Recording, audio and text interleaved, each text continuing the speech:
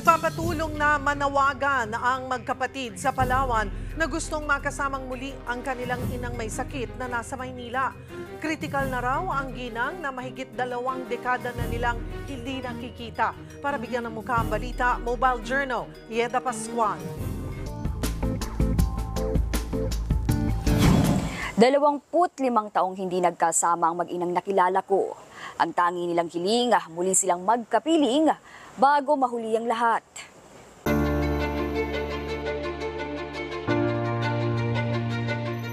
Taong 1999, nawalay si Lizelle at ang kanyang ate Mildred sa kanilang nanay Gloria at 8 kapatid. Mula Maynila, nakipagsapalaran sila sa Palawan. Ang aking asawa ay may karamdaman din po nung panahon na yun.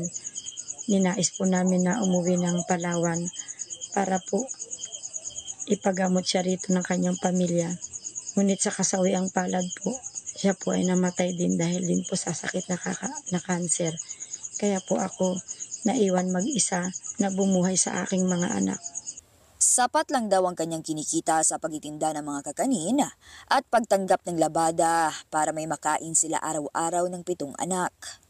Kaya ang pag-uwi ng Maynila, hindi na naging prioridad sa kanya. Hanggang nito lang nakaraang buwan, mayroon siyang nabalitaan. Simula po nagkasakit ang aking ina. Nalaman ko na lang po nung nag-chat po yung aking mga kapatid sa GC po namin.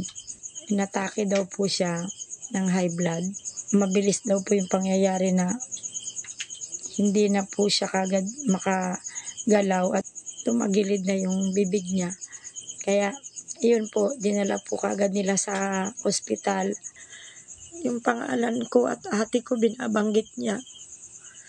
Nung oras na po yun, para na ako natutunaw ng kandila na magtitinda ako habang naglalako ako, nag-iisip ako na kung kaya ko lang lumipad, gagawin ko.